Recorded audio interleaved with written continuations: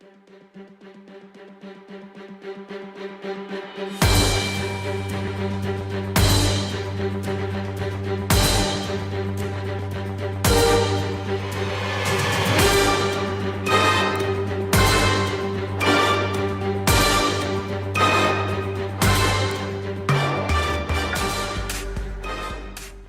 tenés que poner realmente frente a los organismos de inteligencia como de seguridad. A ver, vos en el Ministerio de Justicia no se te va a ocurrir poner un médico, vos en el Ministerio de Salud no se te va a ocurrir poner un abogado, pero sí en el Ministerio de Seguridad o en el Ministerio de Defensa pones cualquier cosa, como ha pasado lamentablemente en nuestro país. Es decir, la defensa y la seguridad no ha sido un tema realmente preocupante. Bueno, un privilegio para Cascos Azules tener un amigo, un politólogo, alguien que mucho sabe de seguridad y a quien más de una vez lo hemos consultado, sobre todo en esta crisis de identidad que tiene la seguridad y la defensa, lo que hablaba no hace demasiado tiempo Juan Belicov.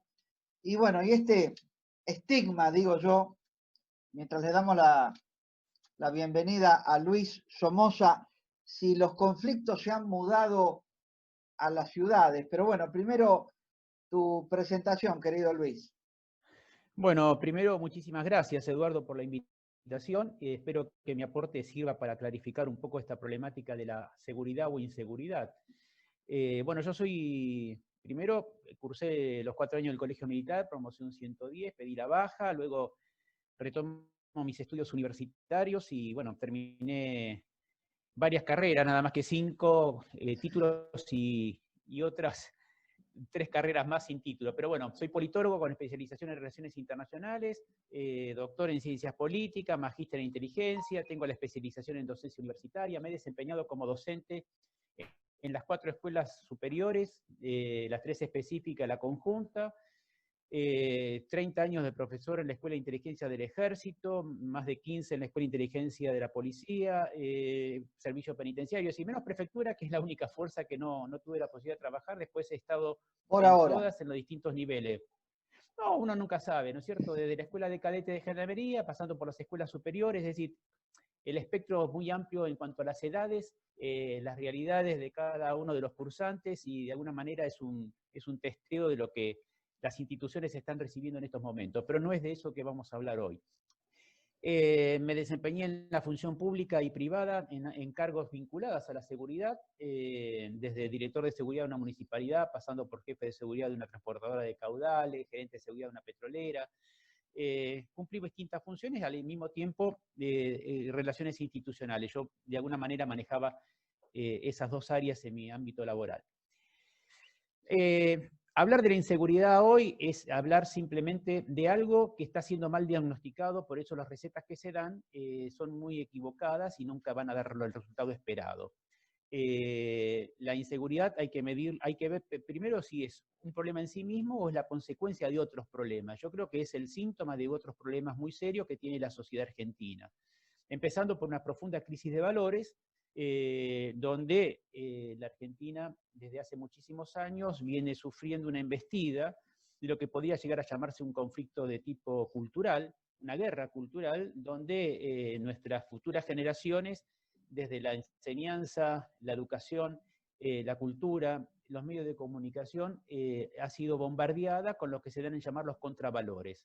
Entonces se ha instalado en nuestra sociedad toda un nuevo paradigma en cuanto a la permisividad y la relatividad de las conductas, ese relativismo moral en que algunas cosas, depende de quién las haga, si está bien o están mal, más un garantismo, es decir, hay todo un contexto ideológico que de alguna manera pone freno a todo lo que pueda llegar a ser una solución, porque hay determinados sectores, y lo más grave, sectores políticos que en algún momento detentaron el poder del país, que ven a las instituciones castrenses o al uniforme en términos generales como oponente, entonces, y como instrumento de los poderes ocultos, económicos, de las sociedades de clases altas, cuando en realidad los uniformes o las fuerzas de seguridad, las fuerzas policiales y las fuerzas armadas, que son 3 cosas diferentes, que incluso los políticos no saben diferenciar, son los instrumentos legales y legítimos que tiene el Estado en el monopolio del uso de la violencia, según sea la necesidad, máxima violencia en el caso de una guerra, o gradual, progresiva y ajustada a derecho, como se puede dar en las fuerzas policiales. El tema del delito, vos lo tenés que haber visto, en que cada vez se va haciendo más violento, donde el valor de la vida, tanto para el delincuente como para la víctima, ha perdido totalmente valor, vaya la redundancia, y donde incluso por filmaciones que se van viralizando de los delitos que se van cometiendo, cada vez lo van cometiendo gente más joven. Gente joven que no tiene los códigos, entre comillas, que tenía el viejo delincuente. Entonces, si vos me decís, ¿cómo podemos encarar esto? Bueno, esto primero hay que encararlo planteando cuál es el diagnóstico. Vos fíjate que hay una, yo lo llamo política de Estado porque se dieron coherentemente en todos los gobiernos de los últimos años en cuanto a cuáles fueron los grandes ejes de la problemática de la seguridad. ¿Con qué lo buscaban solucionar? Primero con grandes purgas. Descabezaban las fuerzas sin ningún tipo de problema. Segundo, las reestructuraciones. Cambiamos el nombre, le cambiamos el uniforme, le sacamos la jerarquía, ponemos un solo escalafón, son todos oficiales. Por supuesto, tampoco solución. Tercero, el reequipamiento. ¿Por qué? Porque el reequipamiento, convengamos, Eduardo, que tiene un retorno, si uno quisiera pensarlo mal, ¿no es cierto? Pero lo más grave del tema es que yo reequipo, proveo, sin tener la certeza de que el personal que va a manejar ese equipo tenga los recursos necesarios como para poder sostener o mantener ese equipo operativo. Mirá, te doy dos ejemplos a los fines de lo que te quiero ilustrar. Cuando hicieron la Bonaerense 2, que forma parte de esta política de reestructuraciones de la fuerza, la hicieron, entre comillas, porque ojalá hubiera sido igual, a la Scotland Yard 2. Y la Scotland Yard tenía autofocus.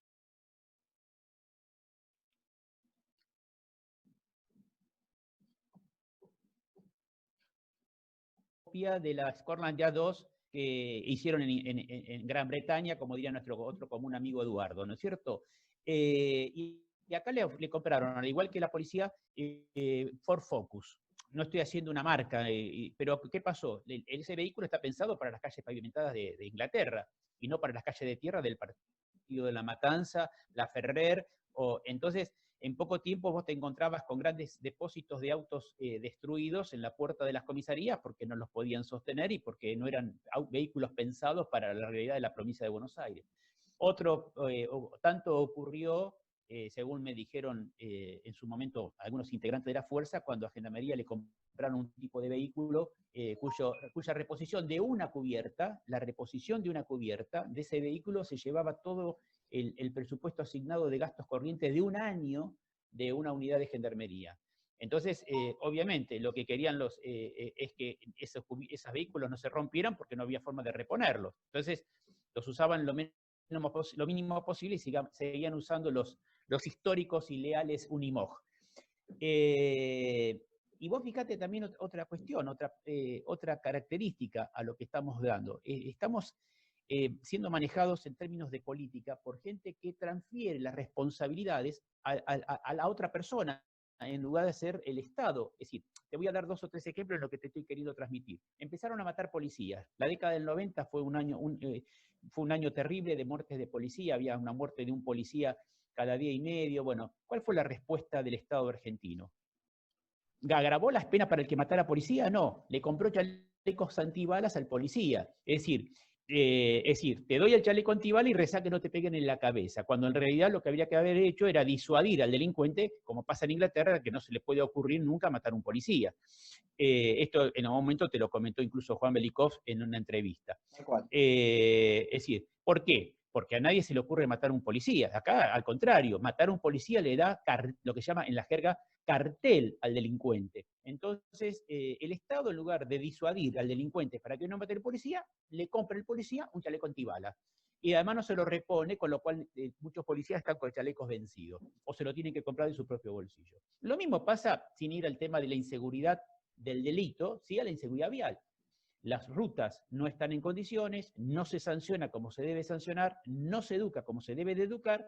Entonces, autos que hoy están pensados para andar en altas velocidades en hermosas autopistas, vos le pones una velocidad máxima de 80 kilómetros porque sabés que no estás en condiciones de soportar autos a alta velocidad porque la infraestructura no da. Es decir, transferiste la responsabilidad de un Estado que debe de darte buenas vías al conductor que tiene que pisar el freno para que un auto moderno no pueda andar a la velocidad para la cual fue diseñado. Estas son las cosas que están pasando. De la misma manera que vas a un banco y te ponen un montón de obstáculos, que mampara, que no podés usar celular, que no. Dentro de poco te van a decir, ¿usted no quiere ser robado con una salidera bancaria? No vaya al banco. Y si va al banco, no vaya con plata. Cuando en realidad lo que tenés que hacer es evitar que el delincuente tenga la tentación de ir a robar un banco. Es decir, te das cuenta, estamos transfiriendo al ciudadano responsabilidades que deberían ser del Estado, orientadas a quienes no cumplen con la ley, esto es el delincuente y cosas por el estilo. Te Entonces, interrumpo un segundo, Luis. sí, Evidentemente, mira, yo cuando pensaba en hablar contigo y, bueno, invitarte acá a Cascos Azules, eh, pensé que íbamos a coincidir, pero no tanto. Yo creí que íbamos a tener algunos puntos en común, pero no tan, tan terriblemente coincidentes. Y yo lo veo por el lado de lo sistémico. No tenemos sistemas. Recién hablabas de autopistas y quisimos copiar el modelo español de las ciudades satélites, de las ciudades dormitorios, y después no renovamos, ni ampliamos, ni mejoramos las autopistas. Y entonces hoy los que se fueron a vivir a Pilar, ya o al sur, o a Abril, o al oeste, tienen que estar pensando en que no llegan siempre tarde o se tienen que comer un plantón. Y esto extrapolado a lo que vos estás hablando, seguridad, esta falta de respaldo de lo que siguen pensando que la seguridad es un tema policial. pero Eduardo, lo mismo ocurre en el tema policía. Estamos copiando modelos de policía de sociedades donde el problema del delito no es el que tenemos nosotros. Vos tenés filmaciones donde los delincuentes con ariete están derribando puertas y están entrando a las casas para robar, que normalmente son casas de familias de no dinero, gente pobre. Es decir, el que sufre el delito más hoy es la gente que no tiene recursos.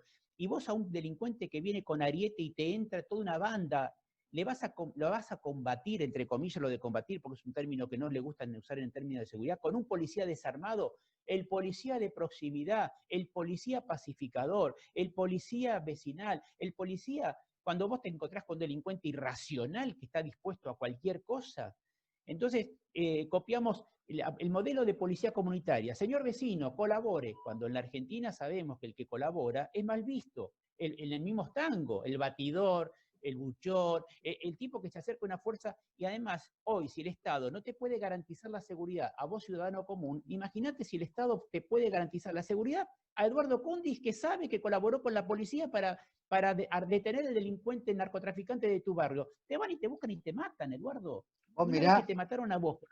yo tengo una frase maldita que es, si vos querés insultar a otro, le decís milico botón policía vigilante. Y en algún momento está lo que yo le llamo en difícil la estolifobia, el odio al uniforme.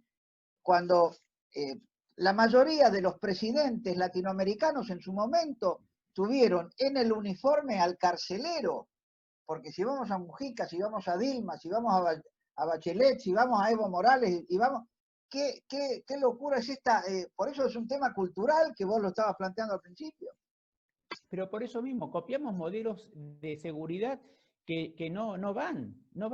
De la misma manera que yo trabajé 20 años en el servicio penitenciario como profesor en la escuela superior. Sincerémonos en el sentido que puedo resocializar al delincuente con un presupuesto magro del servicio penitenciario y no estoy entrando acá en esa discusión falsa que cada preso por año cuesta tanto el servicio penitenciario. No, lo que estoy diciendo es que tenemos que sincerarnos en el sentido de saber si realmente nuestras unidades resocializan, si no tenemos que pensar en una forma mucho más actualizada de la capacidad punitiva del Estado. Porque vamos a un dato, Eduardo. Hay el último informe que dio la Universidad Católica, 1.500.000 jóvenes no estudian ni trabajan, pero son consumidores, es decir, se visten, toman cerveza, van a bailar. ¿De dónde sacan la plata? Vamos a suponer que solamente el 10% de esa gente vive del delito. Son 150.000 jóvenes que tenés depredando a la sociedad. ¿Dónde los metés presos? Es imposible. Entonces, y además tenés que pensar que la cosa no se soluciona encerrando gente, tenés que pensar en otra cuestión. Estos son los grandes desafíos. De la misma manera que estos especialistas de seguridad que aprenden a partir del ejercicio de su función, aprendizaje que lo paga con la vida el policía y que lo paga con la vida el ciudadano, no así el delincuente, no entiende lo que es no entiende lo que es prevención, disuasión y represión del delito. Porque cuando llenan la calle de policías, dicen esto es prevención. No, la prevención se hace con inteligencia criminal, de la cual nada se hace, que es la anticipación al delito, es ir a buscar al delincuente antes que cometa el delito. La saturación de calles con policías no es otra cosa que la disuasión, en algunos países, porque acá el delincuente ni siquiera le tiene miedo al policía, porque sabe que el policía tiene un montón de condicionamientos, empezando por el uso del arma. Acá hay que esperar que el policía reciba el primer disparo para que pueda contestar el fuego, cuando en otros países la sola presunción de que me van a hacer algo me habilita el uso del arma de fuego. Entonces, son cuestiones que tienen que ver con estos paradigmas que se instalaron en la sociedad que hay que revertirlo. A la guerra cultural que facilitó todo esto, donde el delito es una de las consecuencias que se miden, hay que hacer una contraguerra cultural en el sentido de devolverle a la sociedad los valores históricos que cualquier sociedad ordenada tiene en cuanto a darse los mecanismos de seguridad. Porque ¿sabés qué va a pasar? Si no, Eduardo, que ya está pasando, la seguridad la van a tomar en propias manos la gente, cometiendo barrabasadas y arbitrariedades, y a lo mejor cosas que escapan de toda lógica, como prenderle el fuego a una casa de alguien que sospechan que fue el delincuente del barrio, ¿no es cierto? O la figura que se viralizó esta semana de alguien que agarraron en La Matanza robando y le fue muy mal, pobrecito, y a lo mejor el castigo que sufrió físicamente es desproporcionado al delito que cometió. Y eso es responsabilidad del Estado. Y si el Estado está ausente, aparece en forma sustitutiva de Estado. Y esto es lo grave, y esto es realmente lo preocupante. Sumado a todo esto, al fenómeno del narcotráfico. A ver, pobreza, marginación, jóvenes que no estudian ni trabajan, presencia de narcotráfico, leyes que no sirven, instituciones desprestigiadas, Estado ausente, es un combo muy explosivo. ¿Cómo lo resolves todo eso? ¿Solamente con la presencia de un policía? ¿Con un nuevo uniforme o un nuevo nombre? No, porque vos fíjate que incluso en el caso de la policía de la ciudad, el uniforme que le han puesto no inspira el respeto del funcionario policial, porque vos sabés que el uniforme, si bien no viste al monje, pero de alguna manera da prestancia. Y vos te encontrás hoy con personal policial que está más atento al celular, recibiendo mensajitos, que a la actividad de prevención que deberían de hacer. Y si actúan, después tienen tantos condicionamientos personales que tienen miedo a las consecuencias, entonces la actuación no es tan eficaz como se pretende y como el ciudadano lo exige. Esto es un grave problema, entonces hay que sentarse a pensar seriamente qué modelo de sociedad queremos, porque en base a ese modelo de sociedad es el modelo de seguridad que tenemos que tener, que no puede ser copia de ninguna de afuera, tiene que ser genuinamente propio del argentino. Y dentro de la Argentina, según las características de cada localidad. Porque una cosa es el delito en La Matanza o el delito en Quilmes, donde ya dicen que no se puede ni vivir, y otra cosa es el delito en la capital federal. Es decir, y otra cosa es el delito en Salta, donde está involucrado el tema del narcotráfico, y otra cosa es el delito en el sur, ¿me entendés? Es decir, no podés aplicar un único modelo en todo el país. Y este es el gran desafío que tenemos, el gran desafío. Entonces, y toda la responsabilidad siempre se la tiramos. El que tuvo una mala experiencia con el cirujano, que dice, no, como vos dijiste recién, los que estuvieron bajo prisión ven un uniforme y salen corriendo. El que tuvo una mala experiencia con un bisturí dice, no quiero más cirugía. Y el que no tiene buena experiencia con la seguridad, no quiero más seguridad. No, no es así. Tenemos que repensar realmente algo que sea para todos con los resultados esperados de una sociedad. Porque en una sociedad que no hay seguridad, nadie te va a venir a invertir un peso, Eduardo, que esto tiene que ver también con la calidad de vida de las futuras inversiones. Bueno, esto lo dice Luis Somoza, que es un privilegio para Cascos Azules estar escuchándolo y que nos permite ir desarrollando este pensamiento que se había desatado en algunos principios. Por ejemplo, no es tanto la guerra lo que me preocupa, sino la violencia desatada, desmadrada, con este nuevo paradigma. Y te hago un comparativo como, por ejemplo, el costo de una vida humana en el nivel, en el análisis del cálculo de bajas de los conflictos, de las guerras reguladas, que ya, mal que le pese a más de 4, ya no existen más. Cuarta generación, quinta, sexta, algunos hablan hasta de la séptima, la irrestricta, la social molecular, etcétera, etcétera, que se instala en el tejido social internamente. Yo creo que el factor de diferenciación es la violencia. Y te hago un comparativo. Este valor de la vida humana, que hizo que las tripulaciones, por ejemplo, de los blindados terrestres, e inclusive de de las cantidades que forman parte de las tripulaciones, desde los bombardeos hasta de los aviones o de lo que sea, fueron reduciéndose por justamente ese valor.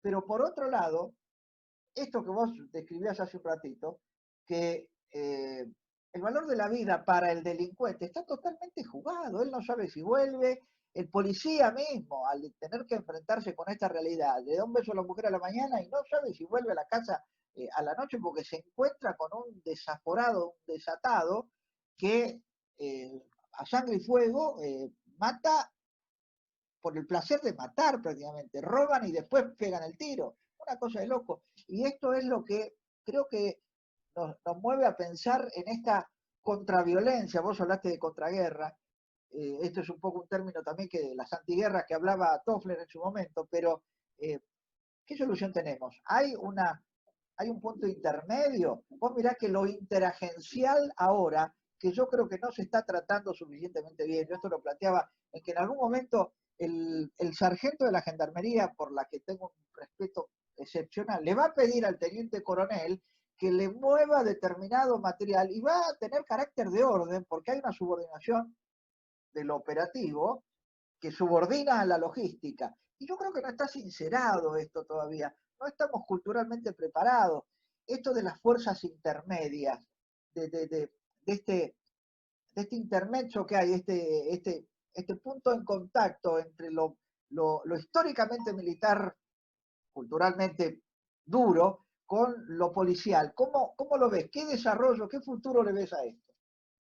Yo creo que nos estamos encontrando con una realidad y es que el delincuente tiene mayor poder de fuego que el policía. Vos no te olvides que en los últimos años han desarmado el personal policial. Antes en un móvil vos veías una escopeta, veías una ametralladora, hoy todo eso ha desaparecido. Y el delincuente, al contrario, va con la escopeta, va con la ametralladora, va con el fusil, y eso plantea una diferenciación en cuanto a la capacidad de fuego de uno y de otro, que hace que el delincuente tenga mayores ventajas que el policía. Y además el delincuente no tiene los condicionamientos en el uso de arma de fuego que tiene el personal policial. Se Entonces yo creo que la desreguló. naturaleza, totalmente, es decir, el monopolio del uso de la violencia lo ha perdido el Estado y lo ha tomado el particular, en este caso el delincuente. Es decir, yo creo que lo que está, acá hay que replantear el tema es la naturaleza del nuevo conflicto, donde el delito es lo que uno más puede medir en la calle, y a partir de eso empezar a pensar las soluciones. Vos me decías una fuerza intermedia. ¿En qué estaba la fuerza intermedia? En el equipamiento. Entonces, en este momento te vas a encontrar con bandas organizadas, con una capacidad de fuego donde el policía no va a estar en condiciones de poder neutralizar eso. Entonces tenés dos opciones. O militarizás, entre comillas, a las fuerzas policiales, lo cual las desnaturalizás, o segurizás, entre comillas, los militares para que vuelvan. Entonces, como no puede hacer ni una cosa ni la otra, ni un extremo ni el otro, nace lo que es el concepto de fuerza intermedia. Tener una fuerza, que en este caso es gendarmería, prefectura, que tenga la capacidad de fuego, de movimiento, de logística, todo como para enfrentar la complejidad de estos temas de amenazas. Pero ojo, como vos dijiste, el conflicto se está trasladando a los grandes centros urbanos. Esto es algo que hay que tener en cuenta. Y el Estado se está retirando de los centros urbanos. Ahí aparece el concepto de área sin ley, lugares donde el Estado no puede entrar. Y vos sabés que hay ciertos lugares de la provincia de Buenos Aires donde la policía realmente no entra. Y hay otros lugares, Rosario, lo mismo, ocurre la misma situación. Entonces, yo creo que hay que repensar en cuanto a la naturaleza. Como vos decís, la guerra clásica, no hay en el escenario futuro posibilidad de que se dé. Lo que estamos teniendo es otro tipo de violencia, otro tipo de conflicto, otro tipo de guerra, si querés llamarlo, donde también se producen bajas. Y sobre eso hay que trabajar. Y ahí ver que realmente qué hacemos. No podemos segurarizar la militaridad, los militares, no podemos militarizar la seguridad, tenemos que buscar algo intermedio. Y ese es el gran desafío, de encontrar la respuesta, pero para eso tiene que haber realmente algo que vos dijiste, un verdadero sinceramiento interagencia, y tiene que haber una buena inteligencia criminal. Vos no podés poner al frente de los sistemas de inteligencia gente que compraban o vendían jugadores de fútbol, por decir de alguna manera, para una cosa causa emblemática por el que estuvo anteriormente, ¿no es cierto? Vos tenés que poner realmente frente a los organismos de inteligencia como de seguridad. A ver, vos en el Ministerio de Justicia no se te va a ocurrir poner un médico, vos en el Ministerio de Salud no se te va a ocurrir poner un abogado, pero sí en el Ministerio de Seguridad o en el Ministerio de Defensa pones cualquier cosa, como ha pasado lamentablemente en nuestro país. Es decir, la defensa y la seguridad no ha sido un tema realmente preocupante No da voto. para el político de turno. Entonces tenés que buscar la idoneidad y la responsabilidad y por sobre todo la honestidad del funcionario que pone en inteligencia, en seguridad, en defensa, generar una gran conversación interagencia, en pensar en una respuesta a este nuevo conflicto, y si es necesario reforzar las fuerzas intermedias para poder neutralizar este conflicto, hay que hacerlo. Pero eso es una parte sola, ojo, esa es la parte, digámosle, de la violencia, de lo militar, de los tiros. Pero también la respuesta al nuevo conflicto tenemos que pensar en reforzar instituciones, significa también, a ver, sí, a ver, Eduardo, vos tenés que haber escuchado, hoy esta policía que tenemos, mirá el aspecto de ese policía. Bueno, ese es el policía que yo pude reclutar en los últimos años, porque una institución que ha sido tan desprestigiada, no es hoy, es decir, el hijo de la clase media que antes alimentaba las escuelas de cadete, hoy no va. Esto es una realidad sociológica que tenemos que entender. Entonces, para dar una respuesta en materia de seguridad, vos tenés que pensar en 3 instancias. La respuesta aquí y ahora con lo que tenés. Se me está incendiando la casa y lo único que tengo es este matafuego. Listo, soluciono esto mientras que en el camino vienen los bomberos y después pensaré en un futuro en hacer una casa con alarmas y sistemas de apagado automático. ¿No es cierto? Muy bien. En la seguridad pasa lo mismo. Con esta policía que tengo aquí ahora, tengo que empezar a resolver el problema. Después pensaré en el mediano plazo y dentro de 30 años tendré una nueva policía. Pero hoy la seguridad la tengo que resolver de alguna manera con un avance del delito que es realmente desmedido, violento. Vos recién hablabas del valor de la vida. Porque lo vi en México, lo vi en Colombia, lo vi en Brasil, en México, perdón, no estuve, lo leí, pero sí estuve en Colombia varias veces, estuve varias veces en Brasil, y con la policía militar en Río de Janeiro. ¿Por qué el joven se recluta como soldadito en el narcotráfico? Porque prefiere vivir 20 años y morir bajo las balas policiales, que vivir 80 años como viejo pobre. Porque el valor de la vida no tiene, entonces prefiero vivir como soldadito 20 años, 25, 23, bien, un estándar de vida mejor del que tenía, aunque después me maten los policías, a quedarme sentado como pobre, a que la muerte me venga dentro de 60, 70 años. No estamos preparados, vos viste que Camacho conduce el principal cartel y el Comando Capital en Río de Janeiro desde la cárcel. Entonces, es indigerible para un espíritu normal, y normal justamente porque creo que la normalidad ha desaparecido. Ya no tenemos que enfrentar cosas que responden a un paradigma absolutamente cambiado. Luis Somoza, para ir cerrando un poco este privilegio que hemos tenido, me gustaría algo que hablamos off the record en la previa, que fue, vamos hacia la necesidad de ejércitos internacionales, de fuerzas internacionales, algo de peacekeeping en el mundo, dado que existe una fragilización de los países que se están como desmoronando, que se están como cayendo, que se están considerando ya prácticamente estados inviables, porque justamente la razón de ser nuestra es ver si estas posibilidades de una paz global a la que contribuyen, bueno, pretendidamente todos los países, y nosotros creo que le estamos escapando al bulto, puede llegar a ser una realidad o una solución que provenga del exterior y que, bueno, el que puede lo más puede lo menos. La paz del mundo es de algún modo la paz de cada país. ¿Cómo lo ves vos? Mira, yo creo que hay una característica, mira, te cuento un episodio. Yo tuve como alumno en la Policía Federal a uno de los policías que tuvo la responsabilidad en San Pablo de restablecer el orden una vez que el hombre del comando, del primer comando urbano, el primer comando de la capital, sí, Camacho. no voy a acordar el nombre.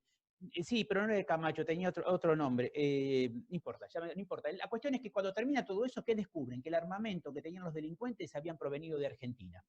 Lo mismo pasó en Río de Janeiro con los famosos fusiles FAL y demás. Y con esto es lo que te estoy queriendo decir. A la internacionalización del conflicto, como se está dando con el delito complejo, donde el primer comando incluso está ya operando en la provincia de Misiones, se hace necesario una comunicación interagencial entre los países, porque lo que le pasa a un país necesariamente repercute en el otro. Entonces sí, yo creo que hay que pensar en un esfuerzo mancomunado internacional donde se combata integralmente el delito, de modo tal que tengamos todos la seguridad de estar cuidado, y no que un país no combata y se transforme en el santuario donde vienen a esconderse y a refugiarse los delincuentes que pegan en otros países. Porque de alguna manera esto va a obligar a ese país que está siendo afectado a actuar sobre el que le está sirviendo de santuario. Porque de alguna manera le va a decir, escúchame, se están escondiendo en tu casa, ¿vos qué haces al respecto? Nada. Ah, no, entonces yo tengo que cuidarme las espaldas. Entonces, si vos no haces nada, lo voy a hacer yo por mi propia iniciativa. No, pero la soberanía, la seguridad está por encima del valor de la soberanía. Lo que pasó en Ecuador con el segundo comandante de la FARC cuando intervinieron desde Colombia. Tal cual, sí, señor, exactamente, sí. No me acuerdo cómo se llamaba el hombre. Sí, yo tampoco me acuerdo el hombre. Que después apareció una foto de Reyes, apareció una foto de un dirigente político argentino, de varios dirigentes políticos entrevistándose con él en la selva de Ecuador. Pero bueno, este es el tema. Necesariamente va a haber que dar una respuesta internacional y un buen diálogo interregional.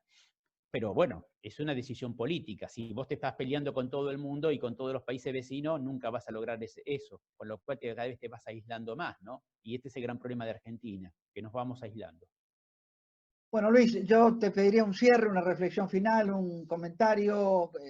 ¿Cómo ves la evolución? Como reflexión final, yo haría un llamamiento a los responsables de la conducción política de nuestro país en cuanto a que piensen en rescatar las instituciones, darle el prestigio que se merecen, darle todos los instrumentos necesarios para que puedan actuar, empezando por una mejora de sueldos y de presupuesto, porque un personal que gana poca plata y lo sacás a combatir un delito complejo que tiene gran capacidad económica, simplemente le está diciendo corrómpanse. Entonces, eso es, si bien un buen sueldo tampoco es garantía para que no se pueda corromper, tenés el pretexto para decirle yo te di todo como para que vos no lo hagas. ¿Lo hiciste? Bueno, ahí te va el peso de la ley. Entonces, es rescatar las instituciones, repensar el tema del fenómeno que tenemos enfrente, que es el de un delito muy complejo, muy violento, repensar las leyes, porque las de seguridad, inteligencia y defensa fueron pensadas mirando para atrás, hay que mirar para adelante, y de alguna manera darle al ciudadano la tranquilidad y la seguridad que va a ser cuidado por el Estado, y no que el ciudadano tenga que cuidarse por sí mismo con las consecuencias terribles que eso trae aparejado. El Estado, somos todos. Pero el gobierno son unos pocos. Ellos son los que tienen la responsabilidad de garantizarnos a todos la seguridad que necesitamos.